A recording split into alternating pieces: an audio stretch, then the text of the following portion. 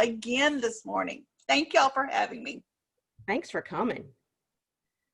Definitely feeling the Texas love this morning. And I saw Sandra Lindquist just joined us.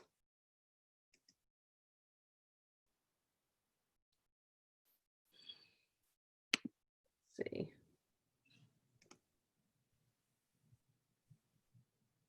There you are, Sandra. Do you want to introduce yourself?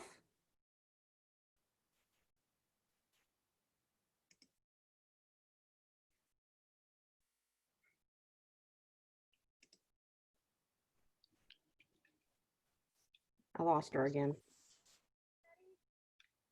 All right, so go ahead and put your name and contact information and everything in the chat throughout the presentation. What we'll do at the end of our presentation, we'll go ahead and send all that information out to everyone who's on the meeting.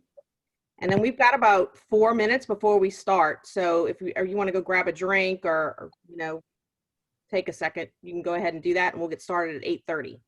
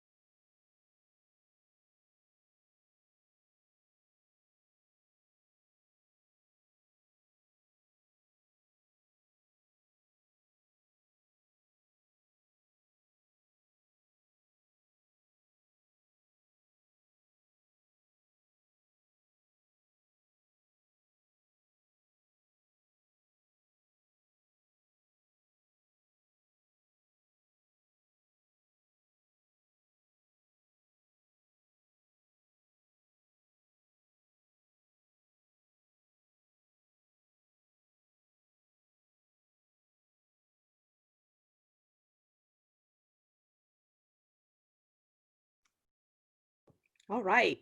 Good morning. Welcome to the American Business Women's Association. My name is Cindy Osmer, and I'm the president of the Crescent City Connections Express Network. Our new executive board, which is pictured on the slide you see, is excited to have you here and to begin our year. So let's start by reading the ABWA mission statement. The mission of the American Business Women's Association is to bring together business women of diverse occupations and to provide opportunities for them to help themselves and others grow personally and professionally through leadership, education, networking support, and national recognition. We have a full agenda today, but before we start, I would like to take a minute to say thank you. First, to our outgoing board. Your year did not go as we planned it, but you stuck with us and pushed forward.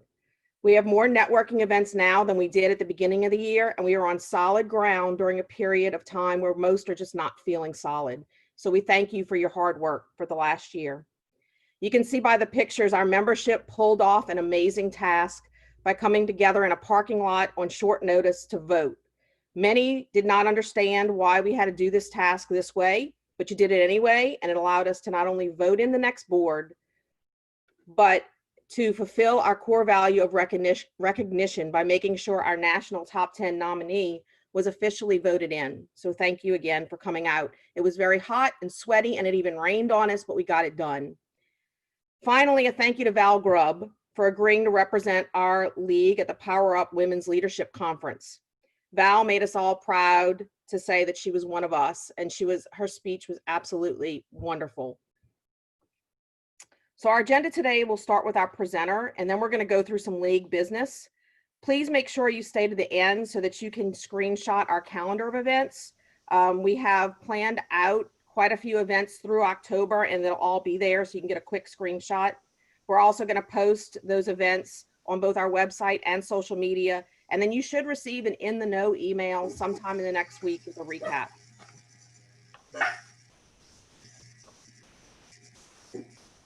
All right, so now I'd like to introduce Liz Brockman, who will introduce our speaker for the day. Good morning, everyone. Dr. Tammy Lewis Wilborn is America's #1 mental health and wellness expert. Dr. Wilborn is a board certified licensed professional counselor and clinical supervisor. She's a keynote speaker, author, and founder and producer of the annual Black Women's Wellness Conference of New Orleans, which was established in 2016 to promote mental health and well-being in Black women. She's the owner and chief clinical officer of Wilborn Clinical Services, a multi-service practice that provides counseling, coaching, continuing education workshops, and consultation. Dr. Wilborn previously served as visiting assistant professor of counselor education at the University of New Orleans, an adjunct professor of counseling at Xavier University of Louisiana. Dr. Wilborn has 19 years of experience of professional counseling and is an in-demand speaker who has spoken at premier events hosted by Essence Fest, LinkedIn, and HuffPost. She's a media expert who is a regular contributor for HuffPost and WBOK 1230 AM. She also served as the executive producer on Things with Feathers, a short film about childhood sex abuse that seeks to break the silence and stigma around child sex abuse, which won at the 2018 Shreveport Urban Film Festival. Leader in her field, Dr. Wilborn was named an emerging leader in 2016 by Southern Association of Counselor Education and Supervision, and served as the president of the Louisiana Association for Counselor Education and Supervision from 2018 to 19. She's also a published author in counseling literature and currently writing a book that expands the dialogue on Black women's experience of race and gender stereotypes at work as a wellness issue.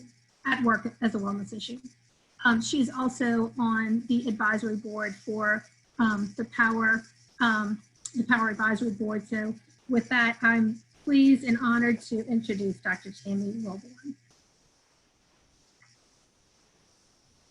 Good morning, everybody. Thank you, Liz, for that introduction, that wonderful introduction that I wrote myself, right? So, so I'm going to share my screen.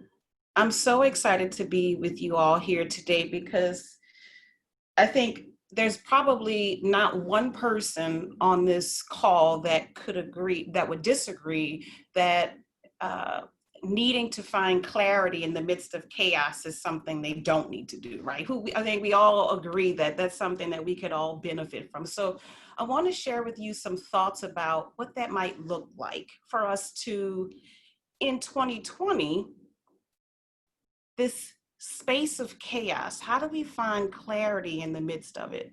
So I'm going to try to share my screen here. We'll see how it goes. Just give me a thumbs up if you can see it. All right, cool, great. So I'm going to move this down a bit here to see if that helps things. We'll see. Give me 1 second here. All right. Now I can't see you all. We'll have to figure that part out. So here we go. So I want to start with a quote. And this, I love interactive presentations. And so we were face to face. I would be, walking around and asking you to raise your hands. And so now that we're in a virtual world, what that means is if you need to share, if you have a question or you have comments, feel free to type those in the chat. Or if you raise your hand, obviously the challenge of raising the hand is that there's many of us on this call, so I won't be able to see if your hand is raised. But if you type a question in the chat, it should let me know that there's a question, and then I'll certainly try to answer it. But throughout the presentation, there will be some opportunities for you all to engage outside of your questions. So I want to start with this quote, because I think it is befitting for setting the tone for what it is that I'm trying to accomplish here today. And the quote is by Carol Tomei, who is the new CEO of UPS. In UPS's history, the first female CEO ever, January of 2020. 60 days later, the pandemic hits. Right? So welcome to CEO world at UPS, Carol. But Carol says, a crisis is a terrible opportunity to waste. And as we go through this presentation, I want you to think about this as an anchor. Being able to see this current moment as an opportunity that you cannot waste. We'll talk more about that, but I want to situate our thinking in terms of what it means to use this moment as an opportunity.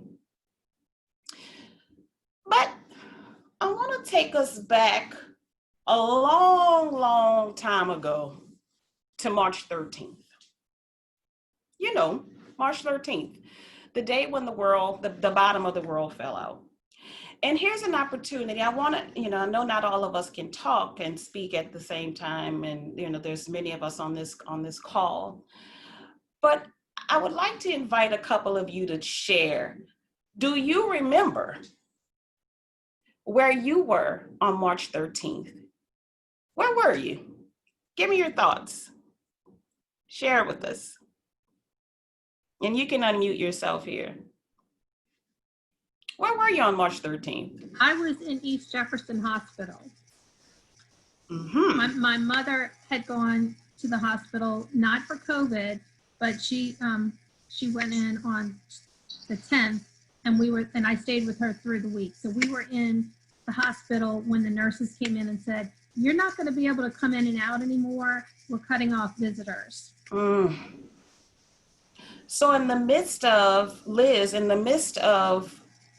your mother being in the hospital, you get this news that you don't have access to your mother at a critical time of her care.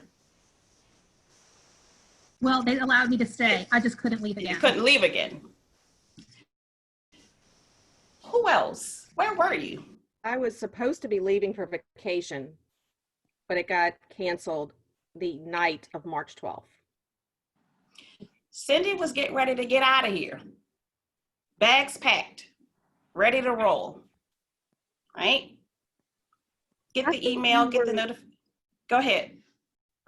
I'm so sorry, I didn't mean to, I That's thought we okay. were having a meeting. I thought we had an ABWA meeting, like maybe the day before. We did have one. Actually, that was my last meeting I went to.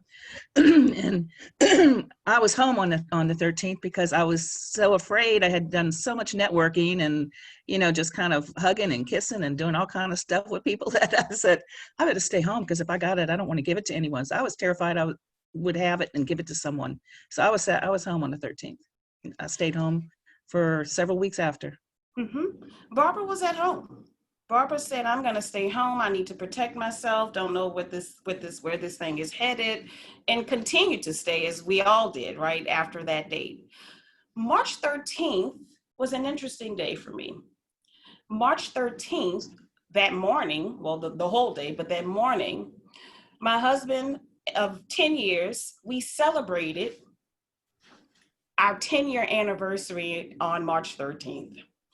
And it was basically, good morning, love you, here's your gift, here's your gift. I guess we're not doing anything. Here, it stops, right? March 13th, I was sitting, so he went off to work, and typically on Fridays, I don't see clients. So we exchange gifts, he goes off to work. And I'm sitting at lunch with my dear friend. She and I have been friends for about 29 years. It's been 29 years, I think. Certainly over 20 years. And we're having lunch. And all of the notifications are coming across, right? The schools are shutting down, businesses are shutting down. My husband sends, the text and says the schools are closed for the rest of the month. And I'm going, what do you mean the schools are closed for the rest of the month? What are we going to do? How are we going to navigate? How are we going to manage this? How are we going to figure this out, right? And so just like many of you, things were shutting down on my end. Decisions were having to be made. Changes were having to be made really on the dime. I had to think about, what am I going to do with my clients? How is that going to transition? Because I have a private practice where I see clients. And so I had to figure out, what am I going to do, right? And so it was a bit of a crisis. Not a bit of a crisis, it was a crisis. And so I want to talk a little bit from the space of just defining, what do we mean when we say crisis? This is the nerd in me. This is the scholar educator in me. I always like to sort of situate certain terms and give certain definitions so we can kind of have a sense of what it is that we're talking about. So when we talk about a crisis is a perception or experiencing of an event or situation as an intolerable difficulty that exceeds the person's resources or coping mechanisms. A perception or experiencing of an event or situation as an intolerable difficulty that exceeds the person's resources or coping mechanisms. And when you think about certainly what COVID presented in terms of a crisis, although many things had started to happen. I mean, 2020 just opened with a bang. Would you all agree? It just opened. It just started with a bang, and it just has not stopped. And so when you think about what the pandemic presented specifically in terms of a unique challenge, there were many of us trying to think about, how are we going to navigate this crisis given our current capacity, resources, tools? And some of us struggled, many of us struggled, because what was required of us in those earlier moments, and obviously we're still having to figure that out. Some of us are figuring that out, right? It's been almost 6 months. And so we're learning and navigating. But I remember in the very beginning, many folks were struggling to try to figure out, how are they going to manage through this? Many of us hadn't lived through a pandemic before, right? So how are we going to do it? And what was interesting, and I think what's interesting about the pandemic in particular, is that it's an ecosystemic crisis. And so when we're talking about ecosystemic crises, what we're talking about is natural or human-caused disasters that overtake an individual or a group of people through no fault of their own, that may adversely impact virtually every member of the environment in which they live, right? Sounds like a pandemic. I remember I was invited to speak at WBOK 1230, probably within the first month of the pandemic. And, the host of the show said, well, Dr. Wilborn, there's a lot of people that are kind of talking about this moment and likening it to Katrina. And I said, yeah, I could see how we would make that parallel because, obviously those of us who were here and experienced that, it was indeed a crisis for sure. What was different, and what I said to the host, I said, while there's a lot of similarity to Katrina and this pandemic, what was different is that people could leave and go somewhere else, could leave or did leave, go somewhere else and find safety, go somewhere else and find reprieve, go somewhere else and find a safe landing space. Everybody's affected by the pandemic.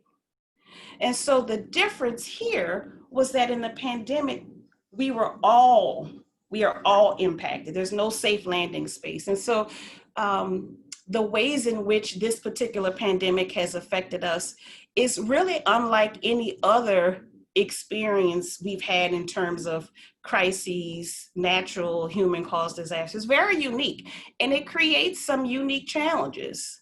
And so let's kind of talk about what are some of those challenges. And especially when we're talking about crises, there's a tendency to experience these crises as traumatic. So one common response, sadness. Can anybody, whether you want to share at your comfort level or not, admit that you've experienced some sadness?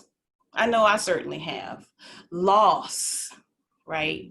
Grief over actual loss. So some of us may have lost loved ones or colleagues or friends, but also grief and loss about the way things were, the structure that we had, the ability to go in our offices, right? Or the ability to send our kids to school or whatever the case may be, right?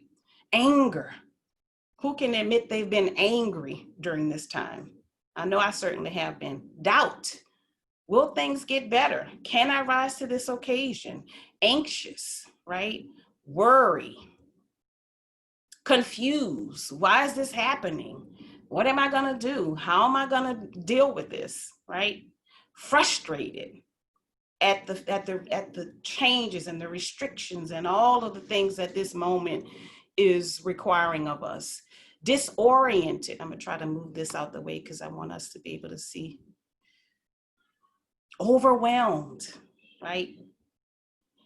And here's an interesting term, a space of optimism fatigue. I was working with a client, because as a clinician, I have clients, obviously, and as a coach, I have clients, but I had a conversation with one of my clients who talked about having optimism fatigue, being tired of being hopeful, she said. She was tired of feeling like she had to just believe that things are going to get better, just trust that things are going to get better, that just the very thought of being optimistic all the time made her tired and overwhelmed. And when she said that to me, I was really struck by that. I got it. I understood it. Because again, what was unique about me in this space, what's unique, especially as me as the therapist, is that unlike most situations that my clients bring, I'm not, usually experiencing the things that they're talking about simultaneously, right? But I'm in the pandemic with them. And so I got what she was saying. As a person who holds space for people, as a person who shows up and is optimistic and has to be hopeful and create a space of hope for my clients to believe that hope does exist, I got it. And so some of us have experienced this as well, the fatigue of being optimistic. And so my hope today is that I can offer you 6 tools, 6 tips, if you will, for how to continue to be optimistic, for how to find some clarity in the midst of all of this. I want to pause for a second. Does anybody have a response that's not on here in terms of this experience? Is there any emotional response that you felt? And again, share your comfort level that is not captured on this particular slide. Dr. Wilborn, I've felt guilty because there have been some positives that have come out of this situation for our family that taken advantage of the of some things that have changed, and just guilt because it's not all bad. We've had some good things come out of it. Absolutely. Cindy, thank you so much for bringing that sharing that. Yeah, Because I felt the same way, actually. Like, this gave me an opportunity to, I mean, my business has actually gotten kind of better. And, I did feel super guilty because so many, on our social Zooms for ABWA, so many people were all of these things sad, and, and I was like, I was happy. And so I was kind of like, okay, do I even say anything? And yes, that was a little uncomfortable. Absolutely. So not only Cindy, but Ellen, and I suspect others felt the same way, that in this midst, and I actually like to call this time a pause.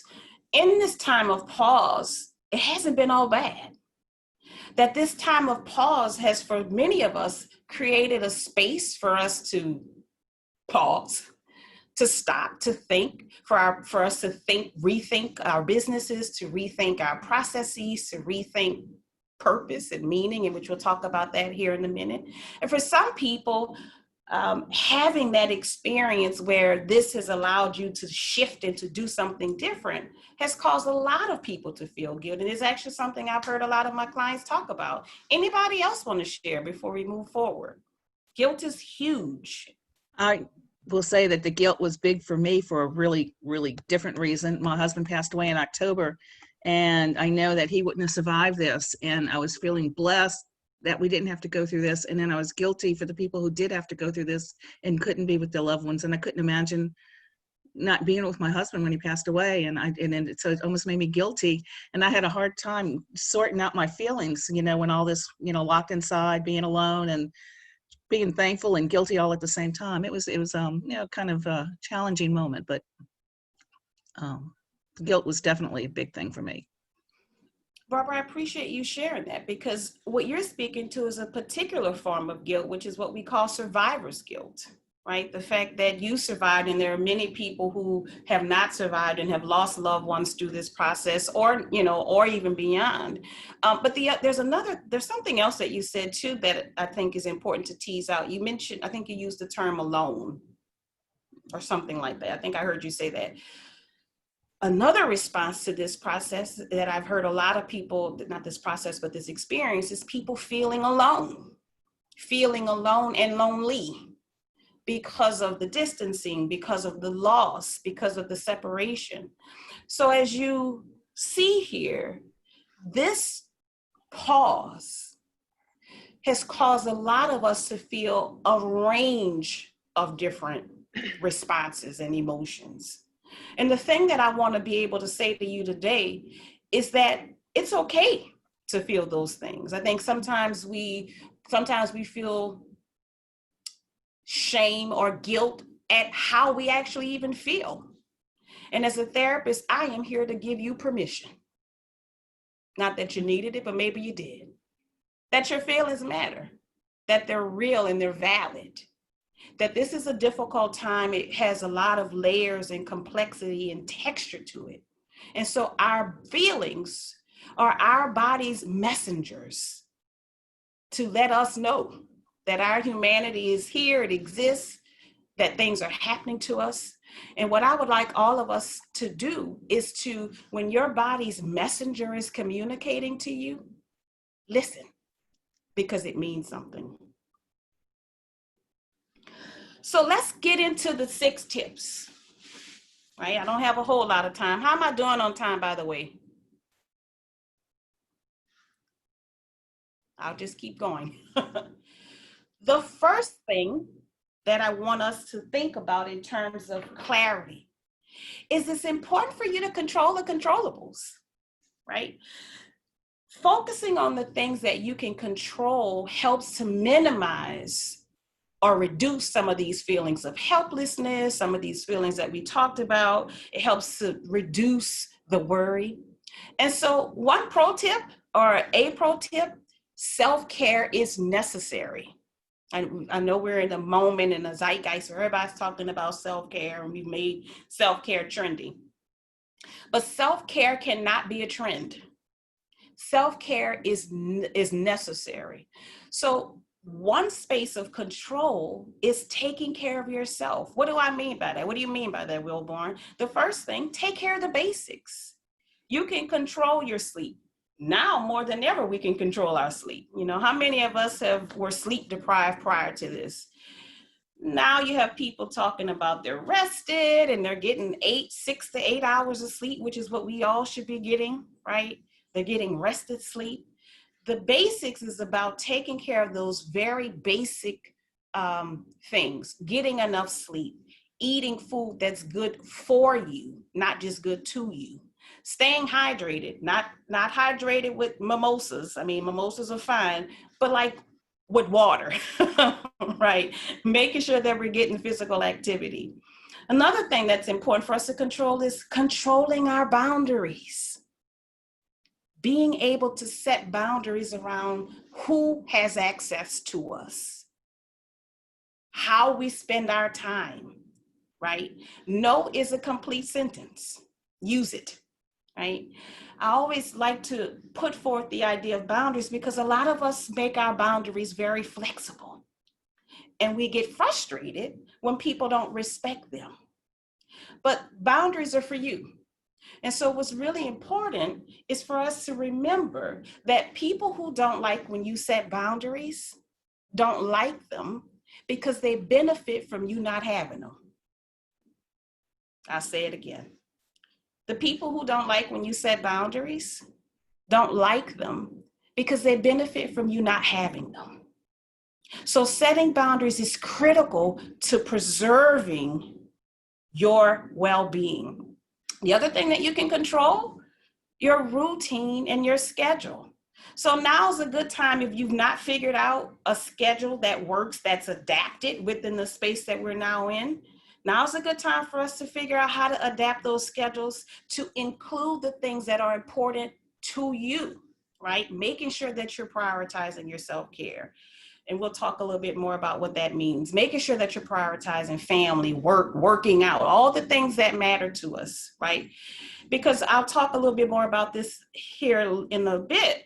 Business as usual, schedule as usual does not exist now and it may never. So now's the time to start getting into the mold of scheduling that really meets your ability to take care of you and the things that are important to you. The last thing, and this is something we don't often think about, but as a therapist and as a coach, I talk a lot about, is we actually control our thoughts. We don't think that we do because our thoughts are automatic, but we can. Right? And so one thing that I always like to encourage folks, the clients that I work with, is you can control your thoughts. A lot of us sometimes, especially in the space of chaos and crisis, sometimes we get a little bit of stinking thinking, right? And what I always like to say is stop, think, act, and ask yourself, is this thing that I'm thinking, is it accurate? In other words, is it true? Do I have evidence for it? Is it healthy? Does it make me feel good, in other words? And is it helpful? Does it help me to think this thing? Because if it doesn't, then it's something that perhaps you need to challenge. The second thing is get centered. Right? It's really important for us to realize that centering promotes focus, it promotes calm, it promotes relaxation. And so a pro tip would be, I would encourage you to start your day with one of these things that I have listed, and there's many other things, but start a thing, do a thing, and do them throughout the day as necessary. So I think starting in the morning, 5 to 10 minutes, it doesn't have to be all day, it doesn't have to be this long drawn out exercise, but prioritize for yourself a small window of the morning where you can center yourself either in the space of gratitude, talking about things that you're grateful for. Some people like to meditate, right? You may be a person of faith, and so prayer becomes important to you. Or just the simple act of just breathing deeply in and exhaling out, right? Or yoga, or even there's apps and things like Calm and Headspace. I think these things you could get free versions and paid versions, but they give you an opportunity to get centered, right? And so I would encourage you to give yourself the gift of centering every day, in the morning and throughout the day as needed. The third thing I think is critical to finding clarity is you really need to change your perspective. The people who've been able to navigate through this pause are those who have managed to be able to change their perspective. When we change our perspective, it creates new opportunities for us to do things differently or better, right? So get curious. Get curious with your life, with your meaning, with your purpose, and be open to new experiences and new expressions. So from a personal standpoint, what I would say is to focus on the can-dos versus the can't-dos. What can you do? What are you able to do? Sure, this current pause creates a lot of restraint and restrictions on what it is that we can do. I know, I get it. I'm restricted too. But there's a lot that you can do. There's a lot of ways that you can do things differently. So focus your perspective and your energy on that. What is it that you can do? The other thing is feed your spirit. What you put into your body, the mental, emotional, psychological diet that you have will determine your ability to navigate and move through this current space and beyond. So feed your spirit with things that fill you up. Fill your cup up. If you've ever been on a plane, raise your hand if you've been on the plane. I can't see everybody. I can see Barbara, so I'm assuming that Barbara's not the only one who's been on the plane. You recall that the flight attendants in their safety protocol often remind us that if we lose pressure in the cabin, that the thing that we need to do first is to put on our oxygen mask before we're trying to save somebody else. And I don't know about you all, but every time we're getting ready to do the safety protocol, I'm always like ready for that one. Because it's a reminder that I cannot take care of anybody else until I take care of myself. And so part of being able to change your perspective is prioritizing and realizing that you taking care of yourself, again, is necessary, not ancillary. The other thing is being open to change. Be open to change. Build that change muscle, right? It's super important. I think professionally, I mentioned earlier, business as usual does not exist. So it's really critical for us to recognize how do we take our business within this current structure and prepare ourselves for the business world that's ahead. As a therapist, I've been doing therapy. I actually been doing, this year made 20 years. So, and for 20 years, I have done therapy face-to-face. I was that person. I am that person as a therapist. I was that person as an instructor, as a professor. I was like the one who was the cheerleader for face-to-face. And I still believe in the power of face-to-face therapy. There's a certain magic that happens in that space. But I had to quickly make a decision. Wilborn, are you not going to provide services for your clients because you think that face-to-face is better? Or are you going to pivot? And so just like many of us, I had 2 days to figure out how to pivot an entire practice to online, and I did. And guess what, y'all? I don't know when I'm going back to the office. I'm just letting you know, I don't know. Office meaning face-to-face. I love teletherapy. And at this point, teletherapy has opened up the world for me. So many of us have business practices that in this current space, the pandemic allowed us to imagine that perhaps previous times or previously we wouldn't have imagined, right? The other thing is, in this space, collaboration is the new competition.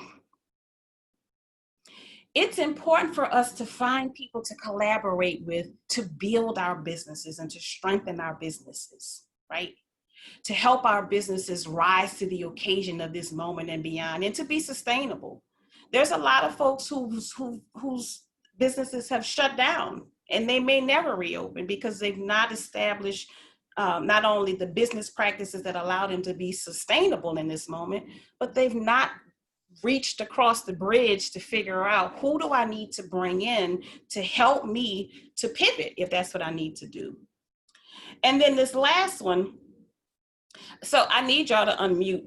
I just need you to oblige me here. Just oblige me. I need you to unmute here for a second. Now, some of you know the Kenny Rogers song, The Gambler, right? You know that song? Okay. Mm-hmm. I need you on 3 to sing just this little hook right here. I know you didn't think you were coming to sing with Wilborn, but you're singing today. That's okay. I can only see Barbara. So if anybody's off note, I could just see Barbara. On 3. 1, 2, 3. You gotta know when to hold up. Know when to fold up. Know when to walk away. Know when to run. Know when to run. You never count Your money. I see some people like the gambler. There you go. Time enough Time to enough to count. count. There you go. Fiddling stuff. There you go. Thank you. Thank you. Some people know the gambler. We sound like rock stars. Let me tell you something. I don't know nothing else that Kenny Rogers say in that song. I just know that part. One of the best lyrics ever written, because it is true. You need to know when to hold. You need to know when to fold. You need to know, right? In other words, when to walk away, when it's time to walk away from a business or an idea or a place. And sometimes you need to run. In that one lyric, Kenny Rogers is talking about self-care. Kenny Rogers is talking about self-empowerment. Kenny Rogers is talking about boundaries. Kenny Rogers is talking about changing your perspective. Right? Yes. Be creative, number 4. So one thing that I like to say here is do a brain dump to brainstorm all the ideas and opportunities you have. Just dump them. Don't put any judgment on it. Don't put any, just all the possibilities in terms of things that you can do and be in this moment. Tap into your inner creative self. Just make a list of your talents and your skills, right? And then brain dump around creative sources of income. Online is the way, virtual is the way. So are you able to come up with courses, ebooks, virtual speaking events, right? Virtual events, consultation. Be creative. This moment gives you that opportunity. Don't miss it. The 5th one, prioritize healthy connections, right? Healthy connections promote well-being and relationship building. So just because we have to social distance, it doesn't mean that we have to socially isolate. And the first thing that I want to say is, before you can connect with other people, get connected to you. Who are you? Who do you want to be on the other side of this? And if you don't know who she is on the other side, you should get acquainted with her. Who is she on the other side of this? Connect to the people who fill your cup. I cannot say that again. Some of these things you'll see over and over again, because these are things that I know work. Right? These are the things that I know in 20 years bring clarity. This other thing, put yourself on a social media diet. Some of us use social media for entertainment. Some of us use social media to pass time. And here's what we know about social media. The more time we spend on social media, this is what the research is showing us, the worse we feel. You ever notice you've been on social media scrolling? Maybe you all don't have this challenge, but I can tell you I felt it, and I've had many clients, they've been on it too long, and then all of a sudden now they're depressed and their anxiety is up. Put yourself on a diet. Give yourself an hour, maybe 30 minutes of social media, and then cut it off. Because the more you're on it, the worse you feel. And then, of course, connecting to things that are positive and growth promoting. I have read more books, listened to more podcasts, had more conversations than I've had in years. But those are the things that keep us connected. Those are the things that make us feel good. Those are the things that give us clarity. And then the last tip is get clarity, right? We've been talking about all of the things. I know we're at the end here. And one way to do that, I think, is working with a coach. As a coach, I work with a coach. I'm not above anything that I'm telling you about. Because sometimes working with somebody else allows us to be able to answer some of these very important questions, right? Who am I? Who do I want to be on the other side of this? It allows us to have vision and purpose, to explore, what is my vision?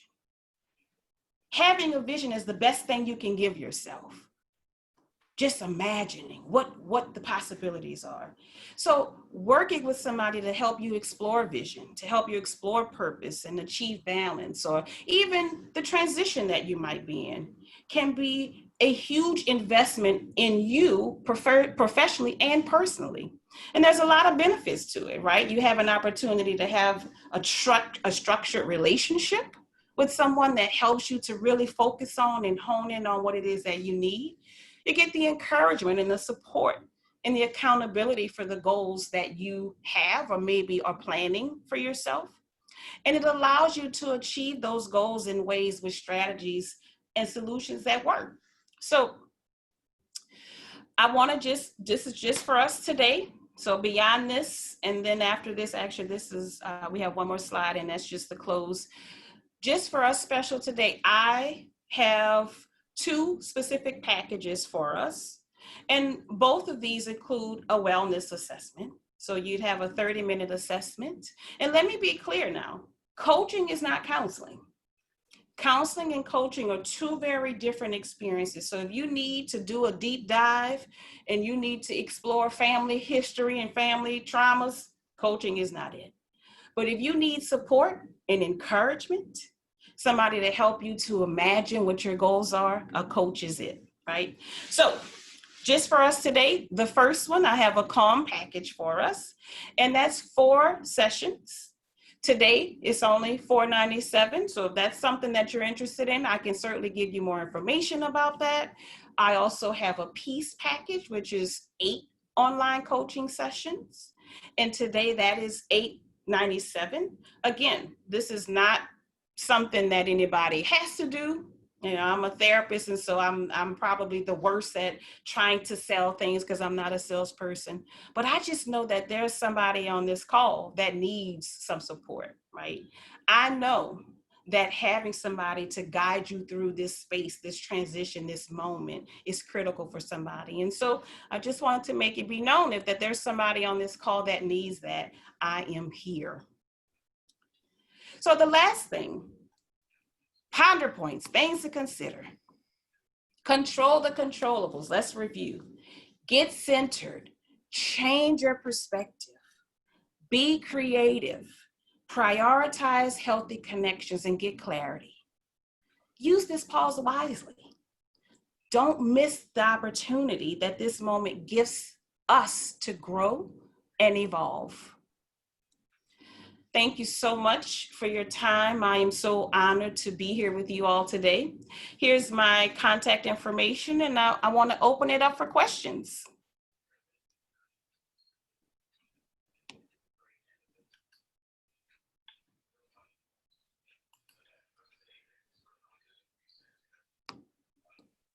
What questions or thoughts do you have?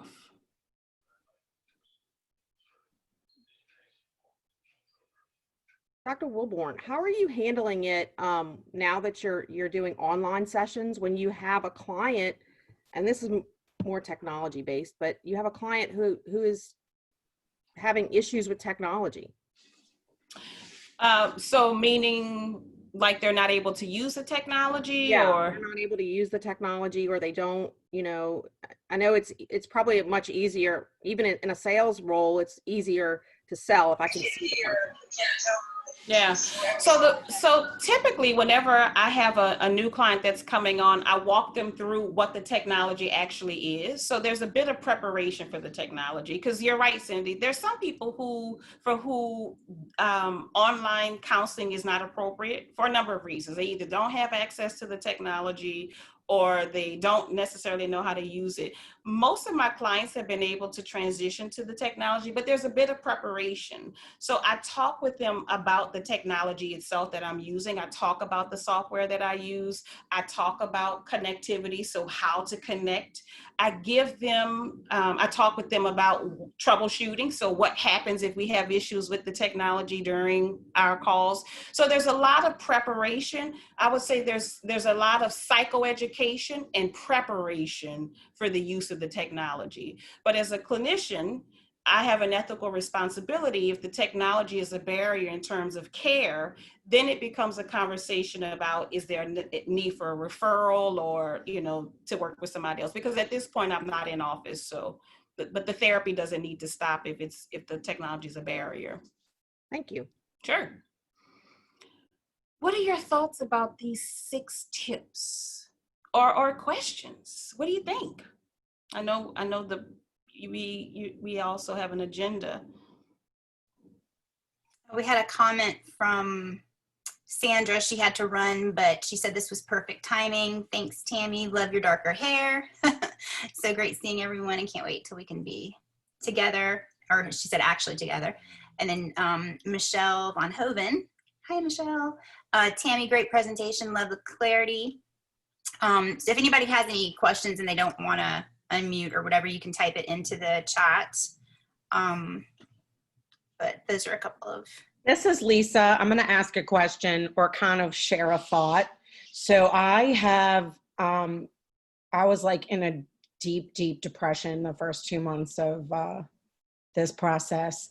And I've like worked really hard to completely reframe my mind and be in a more positive place. And now I am like so used to this lifestyle that I feel like if we have to go back to something completely different, I'm going to have to start the process all over again. So now, like, once you get in a space where I'm in a routine, I'm feeling positive, everything's going well, like, what's going to happen if life has to go back to normal? Like, and I don't even know what that means. Sure. You know what I mean? Yeah, I do. It's like a fear of constant change or something like that. Well, and I think having a change perspective, thank you so much, Lisa, for sharing that, because I think it's such an important truth that I don't think you have alone. I think a lot of people are trying to navigate, and I think it goes back to what was said earlier. There are some folks for whom this space in some ways is working, right? Or they're benefiting from it. And so part of, I think, the importance about the perspective is, how can you use this time to for the things that are working for you in this moment? How do you build your life around that? Mm-hmm. Right? That means some holding, folding, running, walking away kinds of stuff, right? I think this is the moment, and again, I'll share, again, from a business perspective, same thing. You know, I have a value for between sessions going laying in my hammock and looking at the sun or reading a book. I don't know if I want to give that up. I have a value for being able to kiss my 9-year-old on his head during the middle of distance learning during a break. I have a value for being able to check in with my husband at, 2 o'clock as opposed to 10 o'clock when both of us are exhausted. And so now it is, how do I keep this business model working? Do I keep this business model so that I can have access to these other things that I enjoy and appreciate? Because we get to enjoy and appreciate life. And I think sometimes as business owners, as women, as mothers, if you're a mother or caregivers, we don't always believe we get to appreciate our life. We don't always believe that we get to enjoy and have peace and be excited. We do. So how do you use this moment again to create? And that's why I asked the question, who do you want to be on the other side of this? Think about her now. Plan for her now. Own that now, right? So that when that moment comes, you can just walk into it and you're already where you need to be. Lisa, I don't know if that answers your question. I don't even know. Yeah. Thank you. Really good presentation. Thank you. Thank you. Oh, it was a fantastic presentation. My problem is information overload. Social media, I try to limit my social media time, but I'm on Zoom all days, and it's just, I feel like, and then when I'm being bombarded so much with so much change, with technology and things. And I'm like, how do I keep absorbing this and move on and feel like I'm productive? By the end of the day, I'm about ready to have a brain explosion, and all Sure. it's just, I think that's just a technology overload, and all of the constant changes and the things we have to adapt to. It's just going so fast, that's what really wears me out. It does, Barbara. It's overwhelming. And I think the word that popped into my head really quick is, what boundaries are we able to put in place in terms of these meetings? Because some, obviously, we have to meet. There's some obligations we have that we're not able to do anything about. But, go back to control the controllables. What is in your control? I'm always trying to push for, what are the things that you can control in this situation? So, for me, and for the clients that I work with, I talk about, again, schedule. Are these meetings that have to occur back to back? Are you able to space them out? Are these meetings that can be pushed? Can they be shortened? What are the things that you can control in these moments? Because again, when we don't feel like we have the control, that's when the anxiety goes up. That's when the overwhelm goes up. That's when the fatigue goes up. When we find spaces of control, that's when the anxiety goes down. That's when the worry goes down. That's when the fatigue goes down. So control the controllables. Always be looking for, in this, what can I control?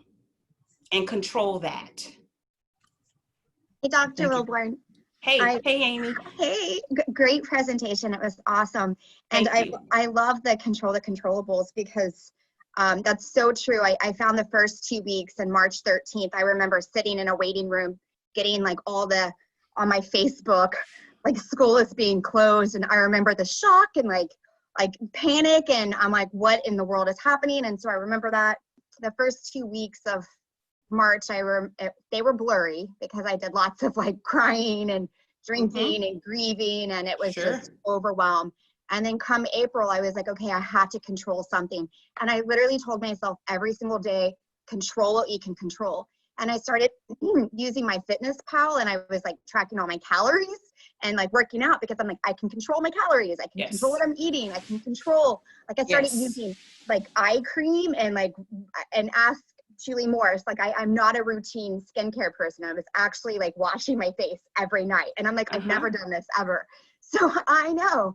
But I found myself literally feeling so much at peace controlling those things that I could control, because, I could control inside. So absolutely. Great tips. It's so important. Yeah. And something that you said that just triggered a reminder around the control the controllable. Please remember the boundaries. We have to have boundaries for ourselves. And again, I know as women who often have multiple roles and responsibilities, we're so used to giving of ourselves and so used to giving of our time and just not even, consciously often. And so at the end of the day, we're overwhelmed or we're frustrated or we're angry or we these other things or a number of things because we've not done a good enough job of creating boundaries around our time and our space. I remember the first couple of days, and then, I'll look for the cue to be quiet here because I know there's a program that's after this. But I can remember the first couple of weeks of this as well, where we couldn't go anywhere. And I would just jump in my car and my husband would say, well, where are you going? And I'm like, out of here. Don't ask me where I'm going. I don't know. I got to get out of here. And it was my way of controlling the control, but also creating a space and a boundary around time so that I could just think, that I could just breathe, I could just listen to music or have air blow in my face. So controlling the controllables, I think if you can't remember anything, is critical to promoting clarity in the midst of all of this chaos. Dr. Wilborn, when Yes. you and I first met and got to know each other, that was one of the things that really stood out to me was that you were able to set boundaries, and I was so impressed with that. And since then, I've been really trying to do that for myself, trying to have that to say no and to set those boundaries so that I can have time that I need to do the things that I need to take care of personally and internally. So, but you definitely have made an impression on me with that. So. How does it feel, Liz? Because I know you are very busy. There's a lot of different things that you're involved with and projects. You making that shift, what have you noticed about yourself in doing that for yourself? I feel a little bit more calm. I feel calmer.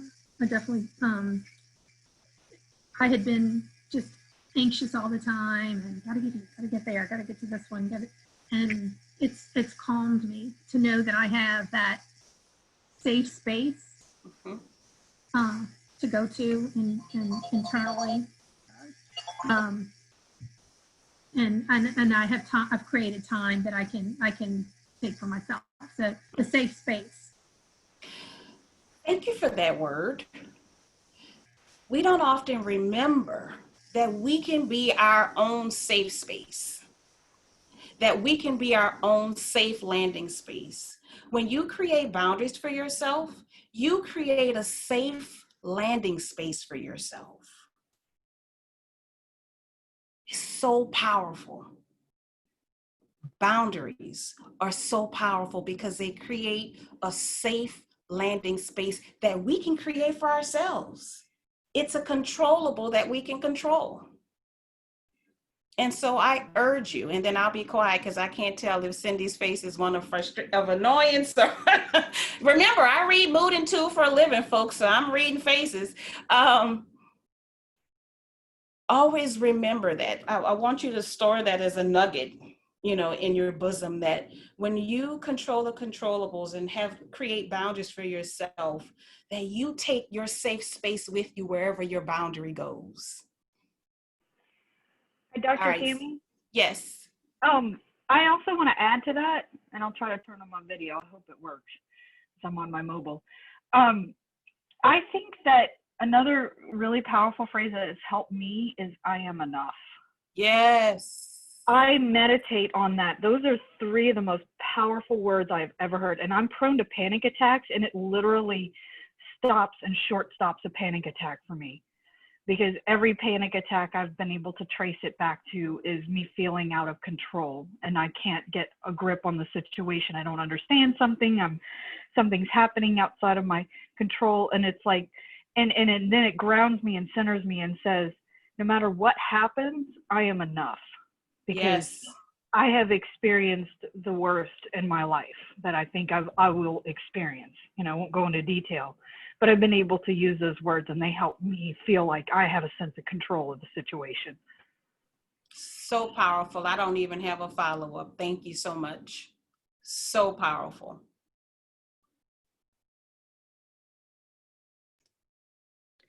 Well, thank you, Dr. Wilborn. I think this was an amazing presentation, and we all learned something new. We had a couple of follow-up questions. Nicola says that she loves what you do and would like to know if you mentor individuals that wish to work in the mental health field. Yes, I do. So Nicola, you have her contact information. Reach out. We didn't have any more questions. We have several great comments, so we'll make sure we get those to you. Once Okay. again, thank you so much for being with us today and your wonderful offer. I know I'll be reaching out to you as well. Yes, Sure. thank you. Thank you so much. Take care, everybody. Thank you. All right, so we're gonna, let me share my screen again.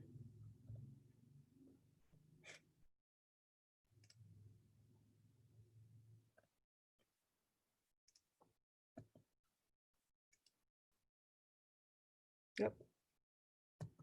Okay, so let's finish up our business here. So welcome to our new members, Kendall Scales Glade. And we had 3 members renew this month, Tony Shirley, Shelly Malachi, and Jacqueline Gallo. If your renewal is due soon, Tara will be sending out invoices and to let you know that it's time to pay your dues. If you think you may have missed it, you can go ahead and reach out directly to Tara, or you can email us at one of the contact information down here at the bottom and ask us, you know, where your renewal is. One way that you will know is by trying to log into the national site. And if you cannot log in, then then reach out to us and let us know and let us look at that. Our organizational chart, we have quite a few open positions available. Melissa Burris is not able to continue as our VP of membership, so that is currently open. We ask that if you are interested, reach out to me as soon as possible, and you can go directly through the ABWA Gmail if that's something you're interested in. Our new VP of membership will have a membership committee under them. Jean Bergeron has agreed to help with new member orientation. Jean's is one of our charter members, so she is well-versed in the benefits that ABWA can offer to its members.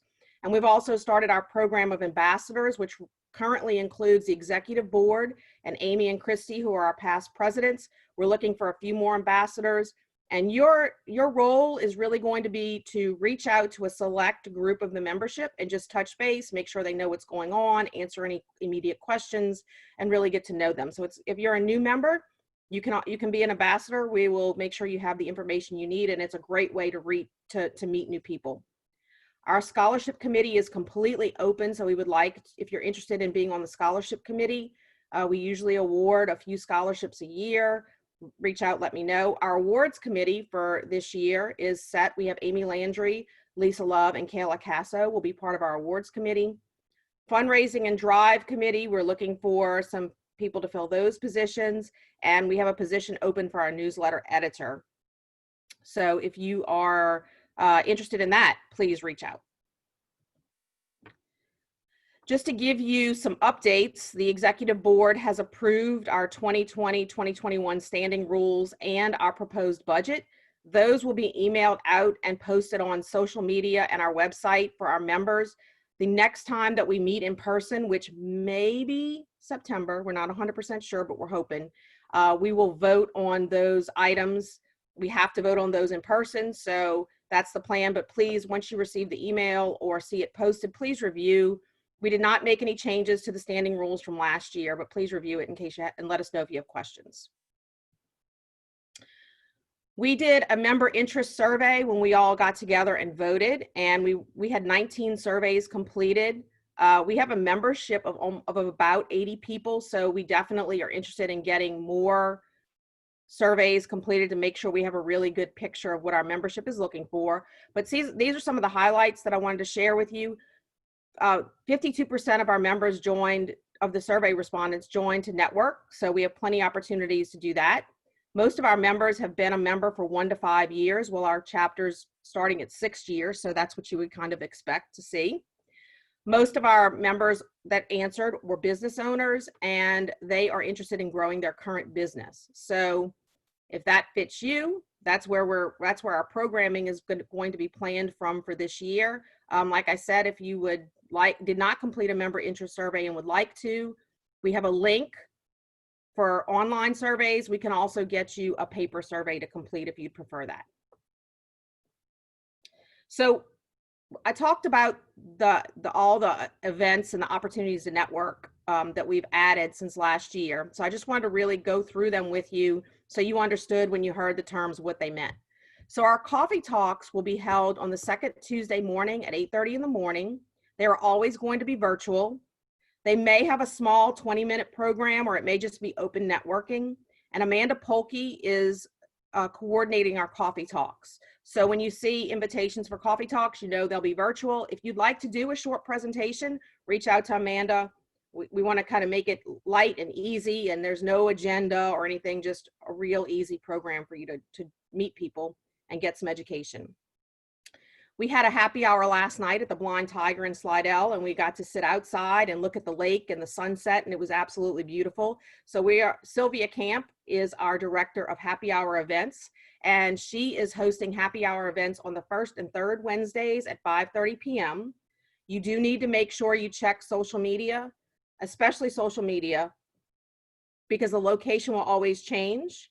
We are going to make a point to move around the city, get into the suburbs. We're looking for venues with outdoor opportunities so that we can, respect social distancing guidelines and things like that. So if you have an idea for a venue, let Sylvia know, and she could get that on her list. And then our membership meetings, we were going back and forth between breakfast and lunch, and with everything going virtual, it got a bit confusing. So we're gonna, through the end of the year, we're going to go back to just lunch. So it'll be the third Thursday of the month. 11 a.m. doors open, 11:30 a.m. the program begins. Once we are back in person, we'll go back to the forum for our meetings. So stay tuned. We are trying to get some kind of in-person meeting for September. I need to talk to BJ still, who directs the forum, and see what guidelines we need to follow and what our limitations are. But you should see something coming out within the next couple of weeks about that. So this is the big calendar that I told you about. And I'm just going to run through these events with you and make sure you know where to go to get more information. August 29th, and this is actually August 29th and 30th, J. McLaughlin Clothing Store on Magazine has offered to donate 15% of their sales on those 2 days to our scholarship. We will have a flyer coming out very shortly. Please feel free to share. We want as many people as we can to go in, and then they will give us a donation towards our scholarship fund. Our award ceremony is going to be September 2nd at 6:00 p.m. This was originally, should be a happy hour. So this is gonna be a hybrid event. We're going to have our executive boards and award nominees will meet in person, and we will live stream the award ceremony. And then Sylvia is going to host a happy hour event where you all can have a watch party and have happy hour to watch the event. And that will allow us to stay within the guidelines of how many people can meet in person while still being able to award our Woman of the Year award and recognize our protege recipients. So stay tuned. We'll have a link coming for that as well. September 8th will be the next coffee talk. September 16th is a happy hour. September 17th, fingers crossed, membership meeting at the forum. Most likely will be a hybrid event where we'll have both the membership meeting in person and online, just for those that are not comfortable yet with coming out and socializing. October 7th is a happy hour. We're going to go to Jindusa's restaurant, which is in Kenner. They have an outdoor seating area. And then October 13th is a coffee talk. October 15th through 17th is our national conference. We do not know if it's going to be in person or virtual. So we'll announce that as soon as we know from national. We've also posted some information on social media. If you're interested in attending, where to go to register. Registration deadline, I believe, is September 9th. And then October 15th is our scheduled monthly membership meeting. It does conflict with our national conference, but we're going to make it work. So it's going to be a hybrid type meeting, but we're going to figure out how to make it work. But we're going to stick with our schedule of the third Thursday. And then October 21st is another happy hour. And then October 28th is going to be a member-only educational event, and I will be coming. That's going to be sponsored by Hancock Whitney Bank, and we will send more information as soon as we have it. It will be limited to the number of participants, so when you see that information come out, if you're interested in participating, please make sure you register as soon as you can. Finally, if you are not a member, if you would go and you would like to join us, you can go to our website, which is abwaneworleans.org. And when this is the home screen and you see all these lovely ladies here, you just click on join today and it'll take you to the application to fill out and make your payment for your dues. And also why join tells you some of the benefits that come with ABWA. And then next month, we'll also do a bigger presentation so that you can get a better idea of what additional benefits are available to you as members. If you'd like to join our mailing list, you go to the homepage, scroll all the way to the bottom, and then click on this join our mailing list page, and you'll be able to get in the know emails and our reminder emails and things like that. If you are a member and you are not receiving our emails, there's probably been 3 or 4 that have gone out this month. Please email us and let us know. We have found a couple instances where email addresses were misspelled.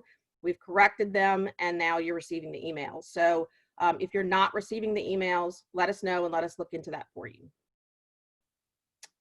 That is all I have for today. And I wanted to go ahead and open this up for questions.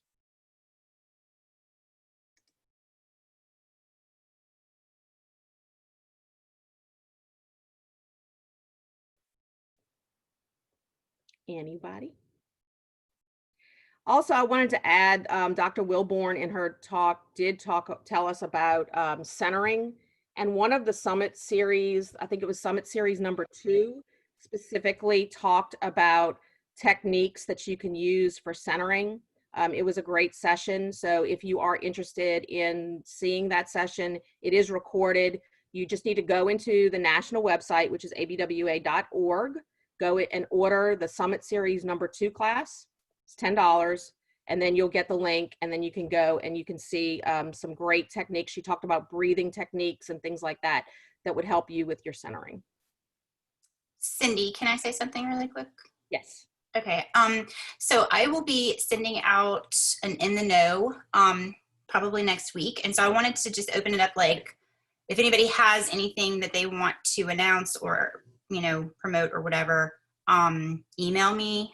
I'll put my email in the chat, and I can let you know what the requirements are for, what we put in there. But so just email me within the next 3 days, because I plan to send it out at the beginning of next week.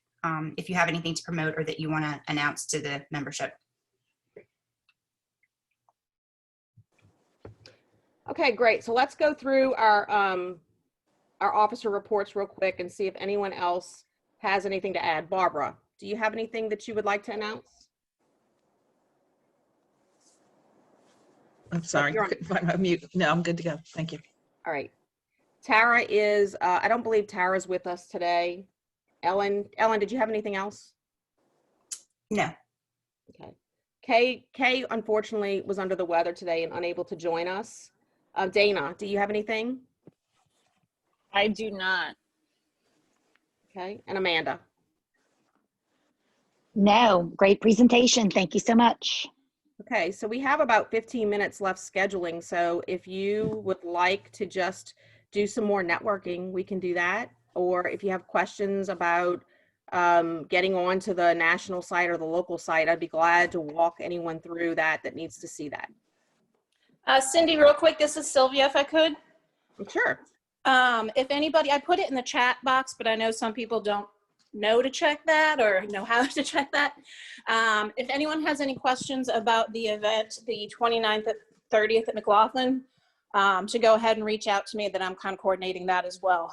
But everything's, 15%, like she said, goes to ABWA. It's a huge summer sale going on.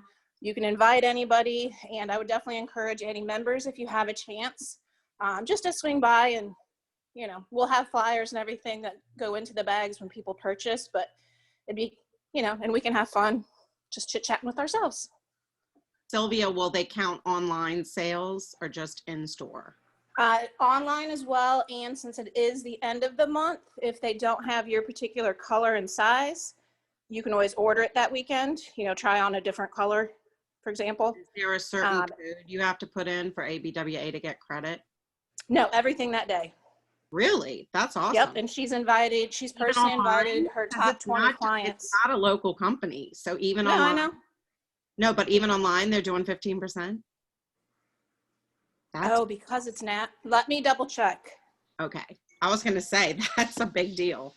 Yeah, because there's no way to, unless they do it just based on zip code. Ask her if someone wants to order online, can we put some kind of code in? Okay. Just, might as Yeah, well. yeah. No, I'll call her as soon as we're done here. Okay, thanks. And she reached out to us to make that offer, so definitely make sure you stop by and thank them. And she's got beautiful clothes.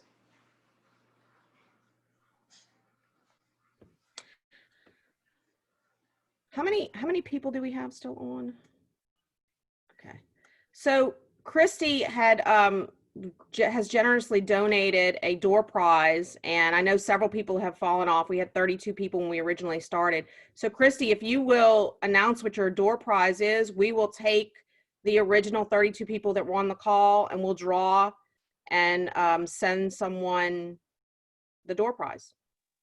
Yep, Cindy, I have a couple of options. Thank you for offering that. I just thought it's a lot of fun.